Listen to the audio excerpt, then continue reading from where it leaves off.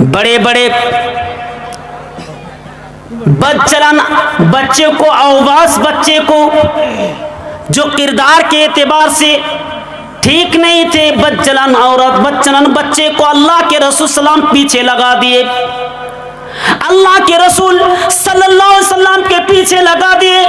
اس بچے نے جناب محمد رسول اللہ صلی اللہ علیہ وسلم کو چاروں طرف سے پتھر مارنے لگے، پھینکنے لگے۔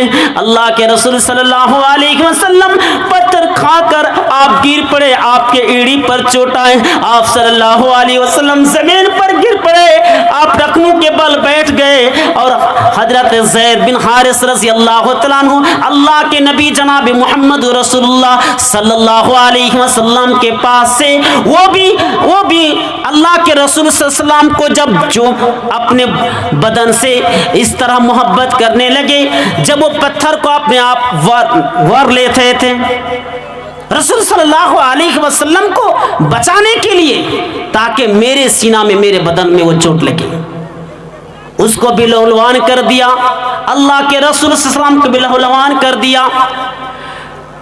اب اللہ تبارک و تعالیٰ کا دودھ، اللہ تعالیٰ کا فرشتہ آتا ہے، ایک پہاڑ کا فرشتہ، اور کہتا ہے کہ اے محمد صلی اللہ علیہ وسلم، ایک بار آپ ہمیں اجازت دے دیے، اس پہاڑ کو ہم طائف کے درمیان ان کو پوری طرح سے مٹا دیں گے، تباہ و برباد کر دیں گے، اب ایک بار تو ہمیں حکم دے دیے، اجازت تو دی دیے۔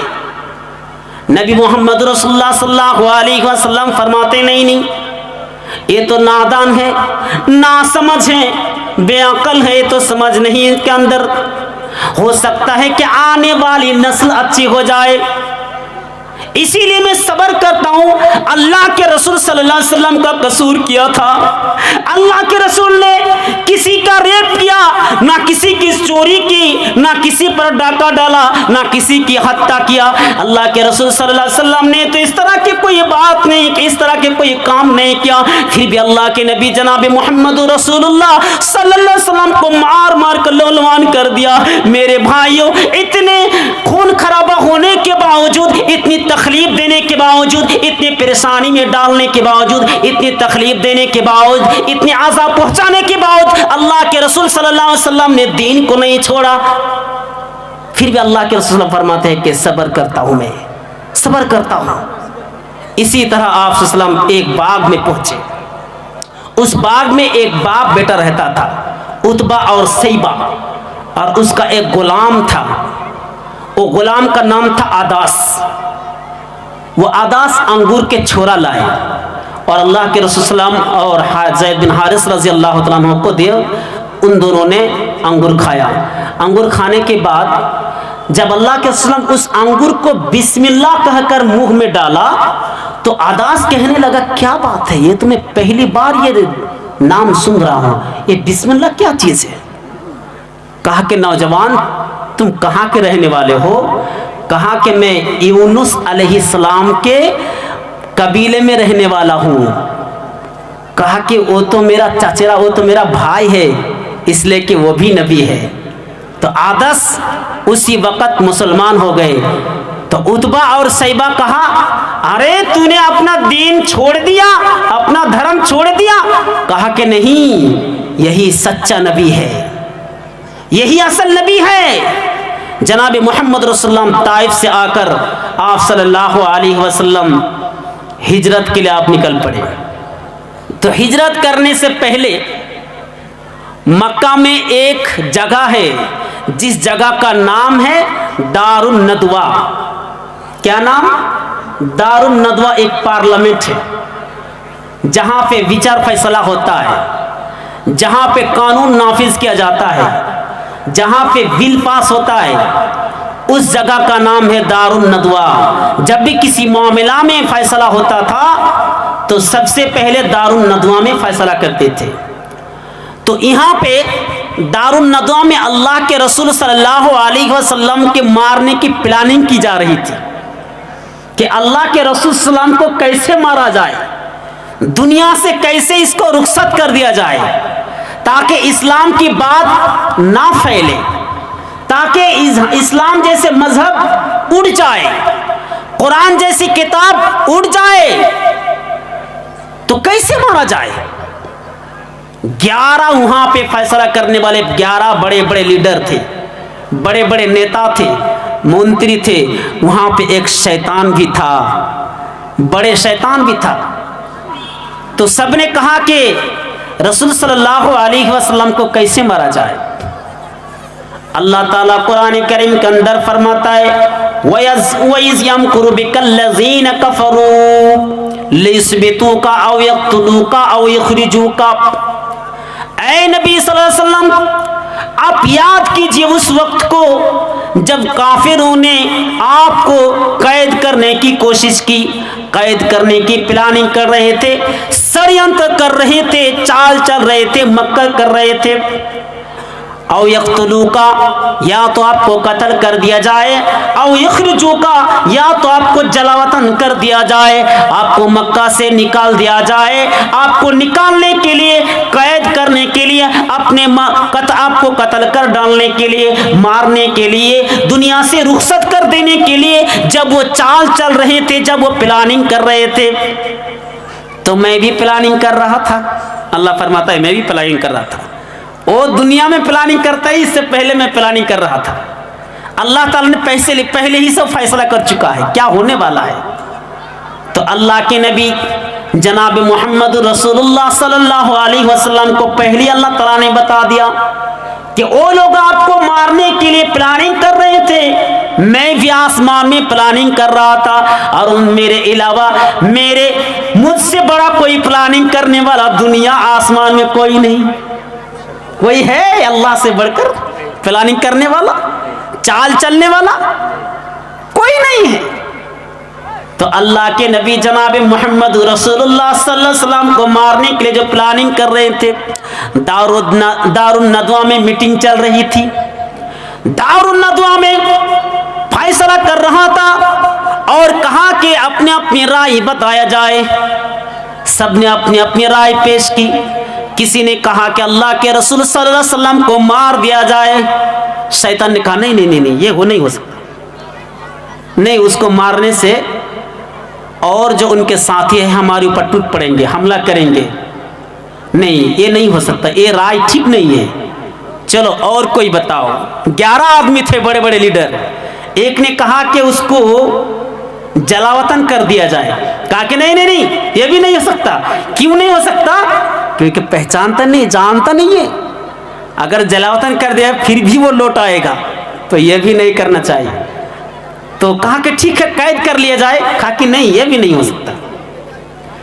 تو ابو جہل شیطان، یہ بڑا شیطان ہے، انہوں نے کہا کہ اللہ کے رسول صلی اللہ علیہ وسلم کو کیا کیا جائے میں بتاتا ہوں۔ کہا کہ بتاؤ، تم ہی بتاؤ۔ کہا کہ بڑے بڑے قبیلے سے ایک ایک نوجوان کو لیا جائے، ایک قبیلے سے ایک ایک نوجوان کو لیا جائے، اور اس نوجوان کو چاروں طرف محمد صلی اللہ علیہ وسلم کے گھر کے چاروں طرف لگا دیا جائے، اور سب مل کر محمد صلی اللہ علیہ وسلم کو مار ڈالے، اس لیے کہ کسی کے اوپر کوئی قصور نہیں ہوگا۔ کسی ایک نے نہیں مارنے کی کوشش کی، بلکہ کس پر وہ الزام لگائے گا کون مارا ہے۔ تو اسی لیے ہر قبیلے سے ہر نوجوان کو بلایا جائے۔ ابلیس شیطان نے کہا ہاں یہ رائے ٹھیک ہے، یہ صحیح ہے۔ تو اللہ کے نبی جناب محمد رسول اللہ صلی اللہ علیہ وسلم کو مارنے کے لیے یہی فیصلہ ہوا، یہی رائے پیش ہوئی۔ اللہ کے رسول صلی اللہ علیہ وسلم کو مارنے کے لیے یہی پلاننگ ٹھیک ہے۔ سب نے ایکسپٹ کیا، سب نے قبول کیا، ٹھیک ہے، یہی ٹھیک ہے۔ نبی محمد رسول اللہ صلی اللہ علیہ وسلم سوئے ہوئے تھے۔ اللہ تبارک و تعالیٰ نے جناب محمد رسول اللہ صلی اللہ علیہ وسلم سے کہا کہ اے محمد تم ابھی گھر سے نکل جاؤ، تم نہیں جانتے آپ کو مارنے کے لیے دشمن نے کیا چال چلی ہے، دشمن نے کیا پلاننگ کی آپ نہیں جانتے، آپ ابھی گھر سے نکل جائے۔ جناب محمد رسول اللہ صلی اللہ علیہ وسلم سب سے پہلے ابوبکر کے پاس گئے دوپہر کے وقت۔ عائشہ رضی اللہ تعالیٰ عنہ بیان کرتی ہے کیا بات ہے، اللہ کے رسول تو اس ٹائم نہیں آتے کبھی بھی، یہ جو وقت ہے یہ اللہ کے رسول کبھی نہیں آتا اس ٹائم میں، کیا ہوا آج اچانک اس ٹائم آ گیا ہمارے گھر؟ ابوبکر بھی تعجب ہو گئے۔ ابوبکر کہا میری ماں باپ آپ پر قربان ہوئے، اللہ کے رسول کیا بات ہے، آپ تو اس وقت کبھی نہیں آتے۔ کہا کہ اے ابوبکر اللہ تعالیٰ نے ہمیں حکم دیا ہے ہمیں ہجرت کرنا ہے، مکہ چھوڑ دینا ہے، مکہ چھوڑ کر مدینہ ہجرت کرنا ہے۔ ابوبکر نے کہا کہ میری ماں قربان ہو آپ پر، اے اللہ کے رسول آپ نے کہہ دیا ہم مان گئے، اسی لیے اس کو تو صدیق کا ٹائٹل ملا۔ ابوبکر صدیق رضی اللہ عنہ سب سے پہلے اللہ کے رسول صلی اللہ علیہ وسلم کو تصدیق کرنے والے ابوبکر رضی اللہ عنہ ہیں۔ میرے بھائیوں، اللہ کے نبی جناب محمد رسول اللہ صلی اللہ علیہ وسلم گھر آئے اور اللہ کے نبی نے فرمایا کہ ہم رات کو نکلیں گے، مکہ سے ہم رات کو نکلیں گے۔ اللہ کے رسول گھر آئے اور اپنے داماد علی رضی اللہ تعالیٰ عنہ سے کہا کہ اے علی تم میرے گھر پہ، تم میرے بستر پہ سو جانا، اس لیے کہ میں اس مکہ کو چھوڑ کر جا رہا ہوں، اللہ تعالیٰ کی اگر توفیق ہو تو پھر لوٹ کر آؤں گا۔ میرے بھائی، اللہ کے نبی جناب محمد رسول اللہ صلی اللہ علیہ وسلم حضرت علی رضی اللہ تعالیٰ عنہ سے بات چیت کر رہے تھے، چاروں طرف سے دشمنوں نے اللہ کے نبی جناب محمد رسول اللہ صلی اللہ علیہ وسلم کے گھر کو چاروں طرف سے گھیر لیا، پڑاؤ ڈالا۔ کیونکہ اللہ کے رسول صلی اللہ علیہ وسلم کو مار دیا جائے، ختم کر دیا جائے۔ ابو جہل تو بہت خوش ہے، نہیں بچے گا محمد، اس کو آج ختم کر دیں گے، نام و نشان مٹا دیں گے۔ وہ بہت اللہ اللہ کرتا ہے نا، وہ توحید کی بات کرتا ہے، قرآن حدیث کی بات کرتا ہے، ان کو مٹا دیا جائے گا۔ میرے بھائیوں، حضرت محمد صلی اللہ علیہ وسلم حضرت علی رضی اللہ تعالیٰ عنہ کو بلایا، حضرت علی رضی اللہ تعالیٰ عنہ آئے اور اللہ کے نبی جناب محمد رسول اللہ صلی اللہ علیہ وسلم کے گھر میں آپ السلام کے بستر پر سو گئے اور کہا کہ کبھی بھی تو مت بتانا کہ ہم نے اس گھر کو چھوڑ کر چلے گئے۔ اللہ تعالیٰ نے حکم دیا کہ اے محمد صلی اللہ علیہ وسلم آپ اپنے مٹھی میں ایک مٹھی اٹھائے، مٹی کو لے مٹھی بھر، اور اس مٹی میں لا الہ الا اللہ محمد رسول اللہ، یا تو یہ سورہ یعنی یاسین کی آیت وَجَعَلْنَا مِن بَيْنِ أَيْدِيهِمْ سَدًّا وَمِن خَلْفِهِمْ سَدًّا فَأَغْشَيْنَاهُمْ فَهُمْ لَا يُبْصِرُونَ، یہ آیت پڑھ کر جناب محمد رسول اللہ صلی اللہ علیہ وسلم نے پھونک مار کر اس طرح کے چھٹا دیا۔ اللہ کے رسول صلی اللہ علیہ وسلم جب مٹی کو پھینکا، ہر کسی کے سر پر مٹی گر گئے، کسی کو کوئی پتہ نہیں چلا کہ اللہ کے رسول کب نکل گئے۔ سب کی آنکھوں میں اللہ تعالیٰ نے پردہ ڈال دیا، سب کی آنکھوں میں اللہ تبارک و تعالیٰ پردہ ڈال دیا۔ اللہ جس کو مٹانا چاہے کوئی بچانے والا نہیں، اور اللہ جس کو بچائے کوئی مٹانے والا نہیں۔ حضرت محمد صلی اللہ علیہ وسلم گھر سے نکلے اور اس دعا کو پڑھ کر سورہ یاسین کی آیت پڑھ کر نکلے، اور دشمن تو اسی طرح کھڑے ہوئے تھے، کسی کو کوئی پتہ نہیں چلا۔ اللہ کے رسول صلی اللہ علیہ وسلم گھر سے نکل گئے۔ گھر سے نکالنے کے بعد سب سے پہلے آپ صلی اللہ علیہ وسلم اپنے ساتھی حضرت ابوبکر رضی اللہ عنہ کے گھر گئے۔ میرے بھائیوں، حضرت ابوبکر رضی اللہ تعالیٰ عنہ کو لے کر اب سفر کے لیے روانہ ہوئے۔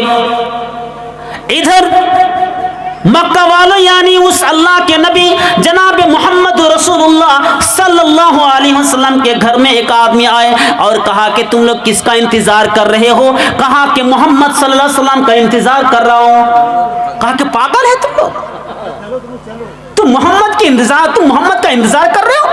وہ تو کب سے نکل گیا۔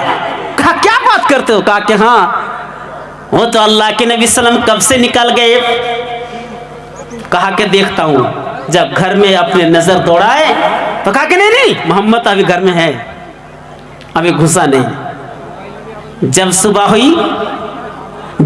ہوئی تو اللہ کے رسول صلی اللہ علیہ وسلم کے گھر میں گئے. دیکھا, چادر اٹھا کے دیکھا تو یہاں پہ تو علی رضی اللہ تعالیٰ عنہ سوئے ہوئے. میرے بھائیوں, حضرت علی سے فرمایا کہ محمد کہاں ہے؟ کہا کہ میں ہرگز نہیں بتاؤں گا, میری جان ہی نکل جائے. حضرت علی رضی اللہ تعالیٰ عنہ کو اتنا مار کے گھسٹتے کعبہ کے پاس لے گئے. حضرت علی رضی اللہ تعالیٰ عنہ مارنے کے بعد کعبہ کے پاس لے گئے. ابو جہل, ابو لہب بڑے بڑے وہاں پہ حضرت محمد یعنی ابوبکر رضی اللہ تعالیٰ عنہ کے گھر گئے اور آسماء سے کہا کہ آسماء تمہارا باپ کہاں ہے؟ کہا کہ ہمیں کوئی پتہ نہیں. آسماء کو ابو جہل نے اتنا زور سے تھپڑ مارا کہ آسماء کے کان کی جو بالی تھی وہ گر گئی. وہ بالی گر گئی اور خون نکل آئے. اتنا بدمعیش, اتنا ذلیل. انہوں نے اعلان کر دیا کہ جاؤ, جس کو محمد صلی اللہ علیہ وسلم کو پکڑ کر لائے گا اس کو انعام میں 100 اونٹ دیا جائے گا. یہ اعلان سن کر بہت سارے لوگ راستہ میں نکل پڑے. اللہ کے نبی جناب محمد رسول اللہ صلی اللہ علیہ وسلم حضرت ابوبکر کو لے کر ایک اونٹ پر سوار ہو کر ایک جگہ پہنچے. اس جگہ کا نام غار ثور. اس غار میں پہنچے. اللہ کے رسول صلی اللہ علیہ وسلم پناہ لینے کے لیے اس غار کے اندر گئے اور دشمن اس غار کے چاروں طرف گھوم رہے تھے. حضرت ابوبکر رضی اللہ تعالیٰ عنہ رونے لگے.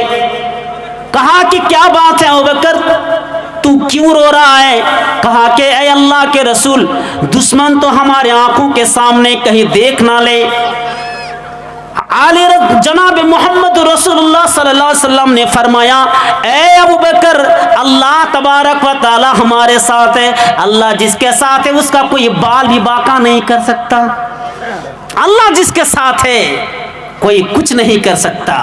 ثالثہما, اللہ تعالیٰ تیسرا ہمارے ساتھ ہم دونوں نہیں ہے, اللہ ہمارے ساتھ ہے.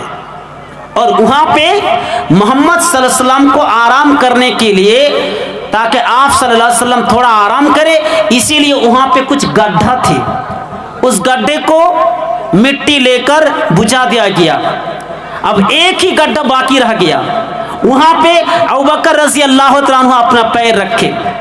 جب اللہ کے رسول صلی اللہ علیہ وسلم سو گئے, کسی زہریلے سانپ نے اللہ یعنی ابوبکر رضی اللہ تعالیٰ عنہ کو کاٹ لیا. ابوبکر رونے لگے. اتنا دکھ ہو رہا ہے, تکلیف ہو رہی ہے, تکلیف کی وجہ سے, درد کی وجہ سے رو رہے ہیں. اور اس کی آنکھوں کی آنسو ٹپک کر جناب محمد رسول اللہ صلی اللہ علیہ وسلم کے چہرہ مبارک میں پڑے. اللہ کے رسول صلی اللہ علیہ وسلم جب جاگ اٹھے, کہا کیا بات ہے ابوبکر, تم رو کی رہے ہو؟ کیا تمہارے گھر کی یاد آ رہی ہے؟ تمہاری بیوی کی یاد آ رہی ہے؟ تمہاری بیٹی کی یاد آ رہی ہے؟ کہا کہ اللہ کے رسول صلی اللہ علیہ وسلم یہ بات نہیں ہے, لیکن مجھے کسی زہریلے سانپ نے کسی نے کاٹ لیا. اللہ کے رسول صلی اللہ علیہ وسلم اپنے تھو لگا کر جہاں پہ کاٹا تھا اس نشان پر لگا دیا. درد جاتا رہا. اللہ کے رسول کی برکت دیکھیں, درد جاتا رہا. اسی طرح معلوم ہوا, ایک آدمی نے بتایا, اور وہاں پہ حضرت عبداللہ یعنی ابوبکر رضی اللہ تعالیٰ عنہ کے بیٹے عبداللہ کھانا لے جایا کرتے تھے. اللہ کے رسول وہاں پہ 3 دن رہے غار ثور میں. اور ایک آدمی کو پتا چلا جس کا نام ہے سراقہ, اس کو پتا چلا کہ 100 اونٹ انعام میں دیا جائے گا اگر محمد صلی اللہ علیہ وسلم کو پکڑ لیا جائے. اس اونٹ کی لالچی کی وجہ سے, لالچ کی وجہ سے, اونٹ کو پانے کی وجہ سے وہ نکل پڑے گھر سے. کہا کہ محمد صلی اللہ علیہ وسلم کو پکڑ لوں گا. اللہ کے رسول صلی اللہ علیہ وسلم کو جب پکڑنے کے لیے گئے, دیکھا کہ اللہ کے رسول صلی اللہ علیہ وسلم 3 دن غار ثور میں رہے. اور بکریاں کے دودھ پیتے رہے، اور ادھر عبداللہ یعنی ابوبکر رضی اللہ تعالیٰ عنہ کے بیٹے کھانا لے جایا کرتے تھے۔ اللہ کے رسول صلی اللہ علیہ وسلم اور ابوبکر رضی اللہ عنہ اس غار سے 3 دن کے بعد نکلے۔ 3 دن کے بعد پھر سفر کے لیے نکل پڑے۔ سراقہ نے دیکھا کہ محمد اور ابوبکر جا رہا ہے، اس کا پیچھا کر اس کے پیچھے کرنے کی شروع کر دی، پیچھا کرنے کی شروع کر دی۔ سراقہ گھوڑا لے کر جا رہے ہیں، اللہ کے نبی صلی اللہ علیہ وسلم اونٹ لے کر جا رہے ہیں، اور جہاں اللہ کے رسول صلی اللہ علیہ وسلم کے قریب پہنچنے کی کوشش کی تب بھی اس کے گھوڑا گر گئے، زمین پر گر گئے۔ پھر گھوڑا اٹھے، پھر جب کچھ آگے گئے پھر گر گئے۔ میرے بھائیو، اس طرح آپ صلی اللہ علیہ وسلم قبا میں پہنچے۔ آپ صلی اللہ علیہ وسلم کے استقبال کے لیے آپ صلی اللہ علیہ وسلم راستہ میں جا رہے تھے کہ ایک بڑھیا ملی، ایک عورت ملی جس کے پاس بکری تھی، لیکن بکری دودھ نہیں دیتی تھی، دودھ ایک قطرہ بھی نہیں ہوتا تھا۔ انہوں نے کہا، رسول صلی اللہ علیہ وسلم نے کہا کہ کیا میں اس کا دودھ پی سکتا ہوں؟ کہا کہ اس بکری کا تو دودھ ہی نہیں ہے، یہ تو مریل ہے، یہ تو دبلی پتلی ہے۔ کہا کہ میں پی سکتا ہوں کہ نہیں؟ کہا کہ ٹھیک ہے تم پیو۔ اللہ کے رسول نے جب ہاتھ دیا، ہاتھ دھونے لگا تو دودھ دینے لگی، دودھ نہیں تھی، دودھ دینے لگی۔ میرے بھائیوں، وہ تو عورت تعجب میں پڑ گئی، یہ کون ہے؟ کیا آدمی ہے؟ دودھ میں ہاتھ دینے کی وجہ سے دودھ دینے لگی، بکریاں دودھ دینے لگی، اور اللہ کے رسول اور ابوبکر رضی اللہ تعالیٰ عنہ جی بھر کے دودھ پہ آسودہ ہو گئے۔ پھر اللہ کے رسول صلی اللہ علیہ وسلم نکل پڑے۔ اسی طرح جاتے جاتے قبا میں جب پہنچے تو قبا کے لوگ پہلے ہی سے انتظار کر رہے تھے، کس کا انتظار کر رہے تھے؟ اللہ کے رسول صلی اللہ علیہ وسلم اور ابوبکر رضی اللہ عنہ کا انتظار کر رہے تھے کہ کب آئیں گے، اس کے لیے آپ انتظار کر رہے تھے۔ جب صبح ہوتی تو وہ لوگ آ جاتے، پھر شام ہوتی تو پھر چلے جاتے۔ 1 2 3 دن انتظار کر رہے کہ نبی کو دیکھیں گے، لیکن اللہ کے رسول صلی اللہ علیہ وسلم جب قبا پہنچے تو ایک آدمی چھت سے دیکھ رہا ہے عیسائی، اور کہا کہ تم لوگ جس کا انتظار کر رہے تھے وہ آ گیا۔ سب گھر سے نکل کر آئے، اللہ کے رسول صلی اللہ علیہ وسلم کے استقبال کے لیے، آپ کی سوگات کے لیے آئے، استقبال کرنے کے لیے آئے۔ جناب محمد رسول اللہ صلی اللہ علیہ وسلم کے پاس جب آئے، ابوبکر رضی اللہ تعالیٰ عنہ آپ صلی اللہ علیہ وسلم کے ساتھ تھے۔ نبی صلی اللہ علیہ وسلم کو بیٹھنے کے لیے جگہ دی گئی، میز یا کرسی دی گئی۔ اللہ کے رسول صلی اللہ علیہ وسلم بیٹھے، لیکن لوگ ابھی پہچان نہیں پائے کہ محمد کون ہے، نبی کون ہے۔ ان دونوں میں سے کسی نے پہچان نہیں پایا، کوئی آدمی پہچان نہیں پایا۔ میرے بھائیوں، نبی صلی اللہ علیہ وسلم پہلے ہی سے بیٹھے ہوئے تھے۔ حضرت ابوبکر رضی اللہ عنہ گئے تو تمام لوگ حضرت ابوبکر کے پاس آ گئے اور انہیں سایہ کرنے لگے، خاطرداری کرنے لگے، اور اللہ کے رسول صلی اللہ علیہ وسلم کو حضرت ابوبکر چادر لے کر دھوپ سے بچانے لگے۔ یہ تو تعجب میں پڑ گئے، ہم لوگ اس کو خاطرداری کر رہے ہیں اور وہ اس کو دھوپ کے سایہ سے بچا رہے ہیں۔ پتا چلا کہ یہی ہے محمد صلی اللہ علیہ وسلم، تو پہچان نہیں پائے۔ یہ اللہ کے رسول صلی اللہ علیہ وسلم کی ہجرت۔ ایک کے بعد دیگر نبی محمد رسول اللہ صلی اللہ علیہ وسلم جب مدینہ گئے اور ایک بات پیش آئی،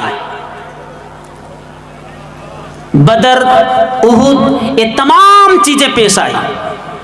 ایک آدمی، ایک عورت نبی محمد رسول اللہ صلی اللہ علیہ وسلم سے اتنی محبت کرتی تھی، اتنی چاہتی تھی، اتنی محبت کرتی تھی کہ احد کے میدان میں جنگ احد سے مدینہ چل کر آ رہی تھی۔ راستے میں کچھ لوگوں سے ملاقات ہوئی، کہنے لگا کہ اے عورت تو کہاں جا رہی ہے؟ اے عورت تو کہاں جا رہی ہے؟ تو اس عورت نے کہا کہ میں جناب محمد رسول اللہ صلی اللہ علیہ وسلم کی خبر گیری کرنے کے لیے جا رہی ہوں. کہا کہ نہیں نہیں, محمد صلی اللہ علیہ وسلم کو دیکھنے کی تمہیں وقت, دیکھنے کی فرصت کہاں ہے, کیونکہ آج کے میدان میں, آج کے دین میں تیرا باپ, تیرا بھائی, تیرا شوہر, تیرا بیٹا انتقال کر چکا ہے, تیرا پورا پریوار, تیرا پورا خاندان شہید ہو گئے, میدان جنگ میں شہید ہوئے ہوئے. کہا کہ مجھے اپنے بیٹا دیکھنے کی ضرورت نہیں, مجھے اپنے شوہر کو دیکھنے کی ضرورت نہیں, مجھے اپنے بھائی کو دیکھنے کی ضرورت نہیں, مجھے اپنے باپ کو دیکھنے کی ضرورت نہیں. ذرا مجھے بتاؤ کہ اللہ کے نبی صلی اللہ علیہ وسلم کس حالات میں. لوگوں نے کہا کہ الحمدللہ اللہ کے نبی جناب محمد رسول اللہ صلی اللہ علیہ وسلم صحیح سلامت ہے, رسول صلی اللہ علیہ وسلم صحیح سلامت. پھر راستے میں جب گئی, پھر لوگوں نے کہا کہ تم کہاں جا رہی ہو. کہا کہ اللہ کے نبی جناب محمد رسول اللہ صلی اللہ علیہ وسلم کی خبر گیری کرنے کے لیے. کہا کہ رسول صلی اللہ علیہ وسلم کو دیکھنے کی تمہیں فرصت کہاں ہے, کیونکہ آج کے میدان جنگ میں تیرا بیٹا, تیرا باپ, تیرا شوہر, تیرا بھائی انتقال کر چکا ہے. کہا کہ مجھے ان کو دیکھنے کی ضرورت نہیں, ذرا اے بتاؤ. اتنا دکھ بھرا غم لے کر پھر بھی کہا کہ اللہ کے رسول صلی اللہ علیہ وسلم ذرا یہ بتاؤ کہ نبی محمد رسول اللہ صلی اللہ علیہ وسلم کس حالات میں. لوگوں نے کہا کہ الحمدللہ اللہ کے نبی جناب محمد رسول اللہ صلی اللہ علیہ وسلم صحیح سلامت ہے. جب اللہ کے رسول صلی اللہ علیہ وسلم کے پاس گئے تو اللہ کے نبی کو دیکھ کر کہا کہ کل مصیبت بعدک زلال, اے اللہ کے رسول آپ کو دیکھنے کے بعد تمام مصیبت دور ہو گئی. یہ اللہ کے رسول صلی اللہ علیہ وسلم سے محبت کرتے تھے. جنگ بدر میں دو آدمی یعنی دو لڑکا, ایک معاوض اور ایک معاذ, افرا کے دو بیٹے, اپنے چاچا عبداللہ بن مسعود سے کہہ رہا ہے کہ اے میرے چاچا جان, آپ ہمیں بتا دیجئے کہ محمد کو گالی دینے والا کون ہے, محمد کو دکھ دینے والا کون ہے, محمد کو پریشان کرنے والا کون ہے, ذرا آپ ہمیں بتا دیجئے. کہا کہ میں اشارہ کرنے ہی والا تھا. عبداللہ بن مسعود رضی اللہ تعالیٰ عنہ کہتا ہے کہ چھوٹے چھوٹے بچے کیا کرے گا تو جان کر. کہا کہ اے چاچا جان آپ ہمیں بتا دیجئے کہ اللہ کے رسول صلی اللہ علیہ وسلم کو مارنے والا, اللہ کے نبی جناب محمد رسول اللہ صلی اللہ علیہ وسلم کو دکھ دینے والا کون. عبداللہ بن مسعود رضی اللہ تعالیٰ عنہ کہتے ہیں کہ میں انگلی سے اشارہ ہی کرنے والے تھے کہ دونوں بچے ٹوٹ پڑے, اور دونوں بچے ٹوٹ پڑے, ابو جہل کے پاس گئے اور ابو جہل کے گردن اڑا دیا. دونوں بچے نے ابو جہل کے گردن کو اڑا دیا. عبداللہ بن مسعود رضی اللہ تعالیٰ عنہ گئے, کہا کہ دیکھا ابو جہل تو پڑے ہوئے ہیں.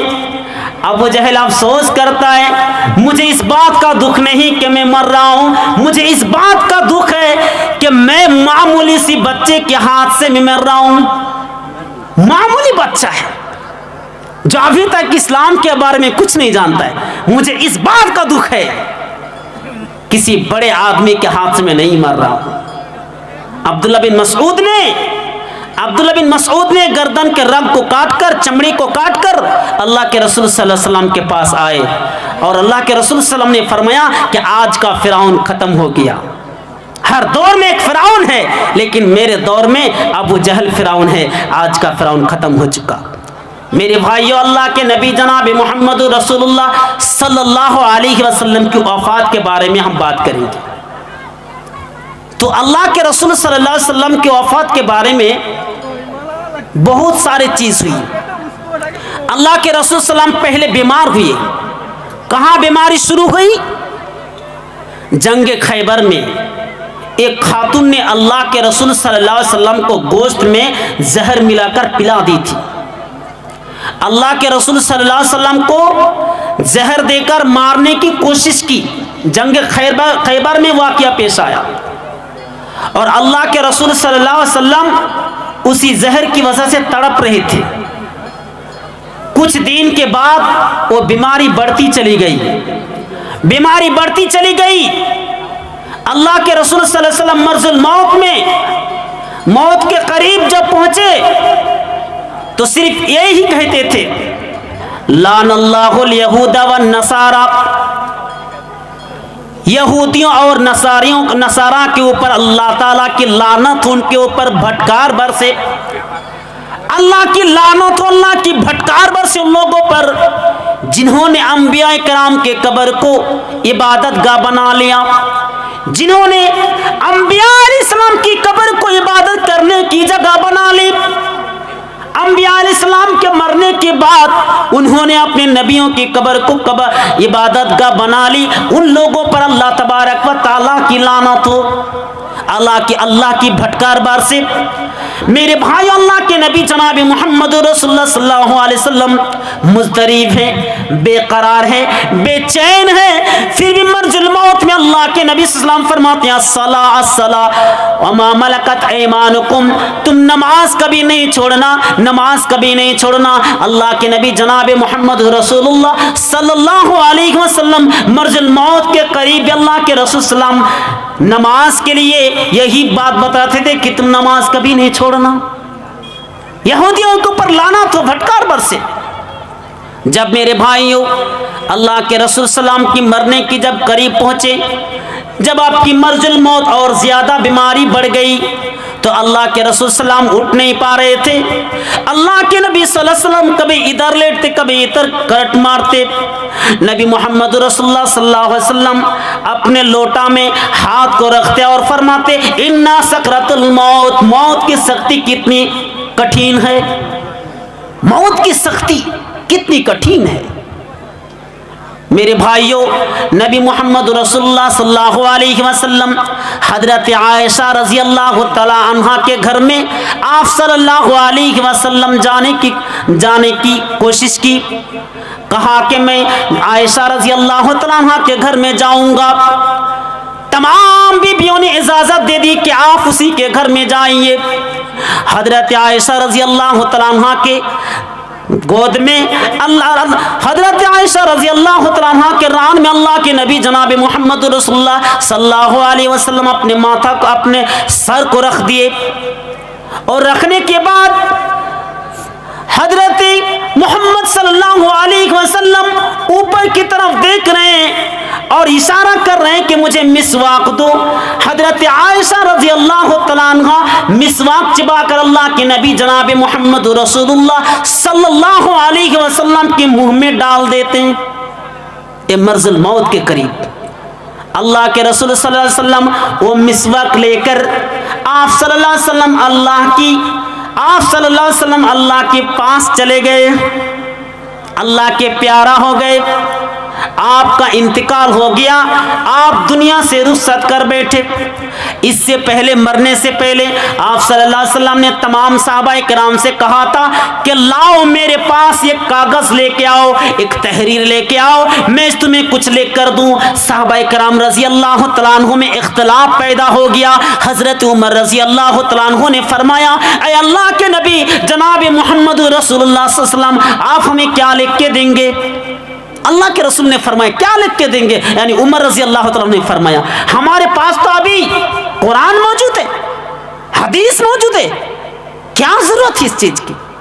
تو کچھ صحابہ نے کہا کہ اللہ کے رسول جب اپنے ہی سے فرما رہے ہیں، بول رہے ہیں، تو جاؤ تحریر لے کے دو۔ لوگوں میں جب اختلاف ہو گیا، کسی نے کہا کہ لکھوا لو، کسی نے کہا کہ نہیں ہمارے پاس تو قرآن موجود ہے۔ اللہ کے نبی جناب محمد رسول اللہ صلی اللہ علیہ وسلم نے فرمایا کہ تم ہمارے نظروں سے دور ہو جاؤ، ہمارے نظروں سے دور ہو جاؤ اختلاف ہونے کی وجہ سے۔ اللہ کے رسول صلی اللہ علیہ وسلم اسی وقت آپ دنیا سے رخصت کر گئے، آپ کی رحلت ہو گئی، آپ اس دنیا سے کوچ کر گئے، آپ کا انتقال ہو گیا۔ اب جنازہ کون پڑھائے گا؟ نبی محمد رسول اللہ کو، محمد رسول اللہ صلی اللہ علیہ وسلم کی جنازہ کی نماز کون پڑھائے گا؟ تو 10 آدمی آپ کی جنازہ پڑھائے۔ پہلے 10 آدمی گھسے، جنازہ پڑھ کے آئے، پھر 10 آدمی گھسے، پھر جنازہ پڑھ کے آئے۔ دیکھیے اللہ کے رسول صلی اللہ علیہ وسلم جنم لیے تھے دوشنبہ کے دن، یعنی سوموار کے دن، اور آپ صلی اللہ علیہ وسلم کا انتقال بھی سوموار ہی میں ہوا تھا۔ یعنی دوشنبہ کے دن اللہ کے رسول صلی اللہ علیہ وسلم اس دنیا سے رخصت کر گئے. تو نبی محمد رسول اللہ صلی اللہ علیہ وسلم کی زندگی ہمارے لیے آئیڈیا ہے, ہمارے لیے نمونہ ہے. اسی لیے میرے بھائیوں, میں نے ایک حدیث آپ کے سامنے پڑھی تھی, وہ حدیث میں ترجمہ کرتا ہوں.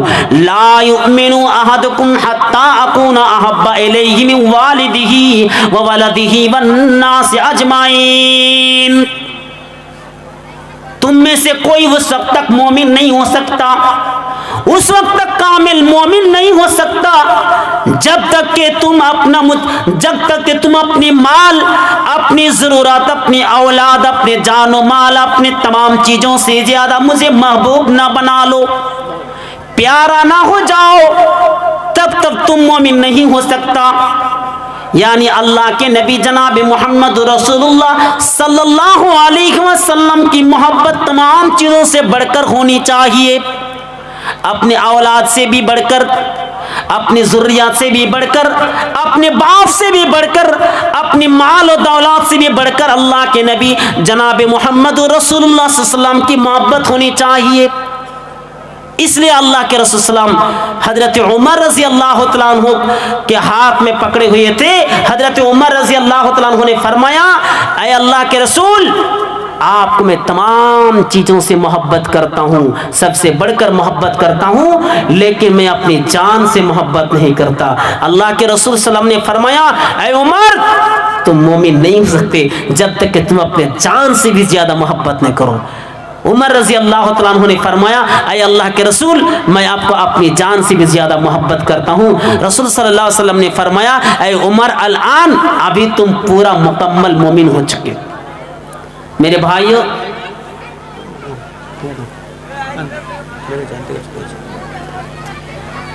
تو یہ ہے اللہ کے رسول صلی اللہ علیہ وسلم کی سیرت.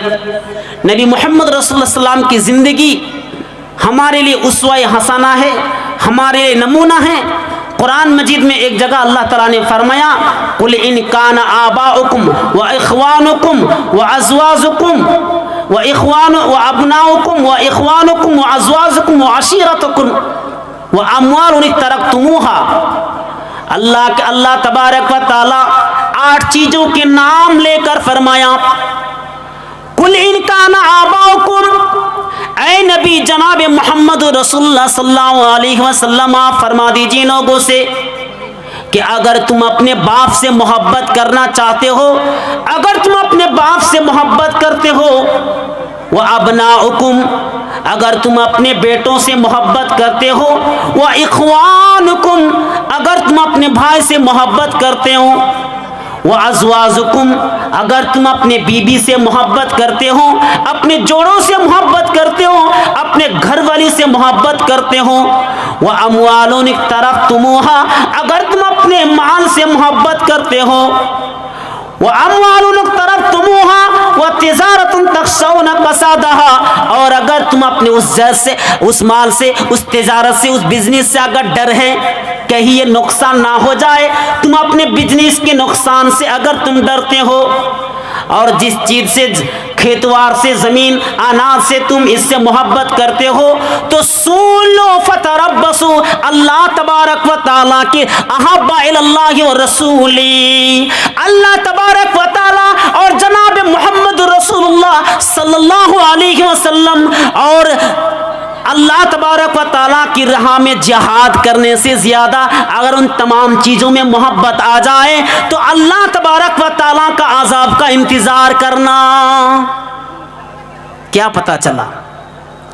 8 چیزوں سے محبت ہے, لیکن محمد صلی اللہ علیہ وسلم سے بڑھ کر اگر محبت ہو جائے, اللہ سے بڑھ کر اگر محبت ہو جائے, جہاد سے بڑھ کر اگر محبت ہو جائے, تو تم اللہ تبارک و تعالیٰ کا عذاب کا انتظار کرنا. کیا مطلب؟ باپ سے کوئی محبت نہیں کرتا ہے, محبت ہے, لیکن محبت کیسی ہونی چاہیے؟ نماز کا ٹائم ہونے والا ہے, آذان ہو چکی ہے, جماعت کھڑے ہونے والی ہے, ادھر آذان, مؤذن تم کو بلا رہے ہیں, اللہ تبارک و تعالیٰ اپنے گھر کی طرف بلا رہے ہیں, اور تم اپنے بیٹوں سے محبت کرتے ہو، اپنے بیوی سے محبت کرتے ہو، اور ادھر جماعت بھی کھڑے ہونے والے ہیں، جماعت ختم بھی ہو گئے، پھر بھی نماز پڑھنے کے لیے نہیں آئے۔ میرے بھائیوں، بہانہ نہیں چاہیے، اپنے ایک عورت کو گھر میں لائے، شادی کر کے لائے، اب وہ عورت چاہتی ہے کہ آپ داڑھی کو چھین لیجئے۔ اس طرح ہوتا کہ نہیں ہوتا ہے؟ بیوی کہتے ہیں اگر آپ نے داڑھی نہیں چھیلی تو میں آپ کے پاس نہیں رہوں گی۔ میرے بھائیو، اللہ کے نبی جناب محمد رسول اللہ صلی اللہ علیہ وسلم سے محبت کرنا یہ بھی داڑھی کی نشانی ہے، اور بیوی کہتے ہیں کہ داڑھی چھین لو، لیکن محمد صلی اللہ علیہ وسلم کہتے ہیں کہ داڑھی لمبا کرو۔ اب کیا کریں گے؟ بیوی کو چھوڑو یا محمد کو چھوڑو؟ کس کو چھوڑو؟ نہیں نہیں نہیں، اگر محمد صلی اللہ علیہ وسلم سے بڑھ کر کسی چیز میں محبت ہو جائے تو تم اللہ تبارک و تعالیٰ کا عذاب کا انتظار کرنا، اس کی سزا کی انتظار کرنا۔ اللہ کا عذاب ضرور آئے گا۔ اللہ سے بڑھ کر اگر محبت ہو جائے، محمد صلی اللہ علیہ وسلم سے بڑھ کر محبت ہو جائے، اللہ کی راہ میں جہاد کے بڑھ کر اگر محبت ہو جائے تو تم اللہ تبارک و تعالیٰ کا عذاب کا انتظار کرنا۔ جہاد کے لیے تمہیں بلا رہا ہے اور تم اپنی بیوی کو نہیں چھوڑ رہے ہو، اپنی دولت سے محبت ہے، اپنی مال و دولت سے اتنی محبت ہے کہ تم نہیں جا رہے ہو، تو ان تمام چیزوں سے بڑھ کر نبی محمد رسول اللہ صلی اللہ علیہ وسلم سے محبت کرنا چاہیے۔ ایک آیت میں اللہ تعالیٰ نے فرمایا قُلْ إِن كُنتُمْ تُحِبُّونَ اللَّهَ فَاتَّبِعُونِي يُحْبِبْكُمُ اللَّهُ يَغْفِرْ لَكُمْ ذُنُوبَكُمُ وَاللَّهُ غَفُورٌ رَحِيمٌ۔ اگر تم اللہ تبارک و تعالیٰ کی محبت بنا چاہتے ہو، فَاتَّبِعُونِی، میری اتباع کرو، میری پیروی کرو۔ یحببکم اللہ، اللہ تعالیٰ سے تم محبت کرنے لگو گے، اللہ تعالیٰ تم سے محبت کرے گا۔ واللہ غفور رحیم، اور اللہ تعالیٰ تمہیں تمام گناہوں سے بچا لے گا۔ نعرہ تکبیر۔ عبداللہ چتروجی صاحب۔ تو یہیں سے میں اپنے موضوع کو ختم کرنا چاہتا ہوں۔ آپ کے سامنے ہنہار مقرر، ہندوستان کے جانے مانے پہچانے مولانا عبداللہ سالم چترویدی، عبداللہ سالم چترویدی آ گئے ہیں۔ تو میں اللہ تبارک و تعالیٰ سے دعا کرتا ہوں کہ اے اللہ ہم تمام مسلمانوں کو جناب محمد رسول اللہ صلی اللہ علیہ وسلم سے محبت کرنے کی توفیق عطا فرما۔ اے اللہ ہم تمام مسلمانوں کو نبی محمد رسول اللہ کی سیرت کے بارے میں جانکاری حاصل کرنے کی توفیق عطا فرما۔ آمین۔ السلام علیکم ورحمۃ اللہ۔ برادر اسلام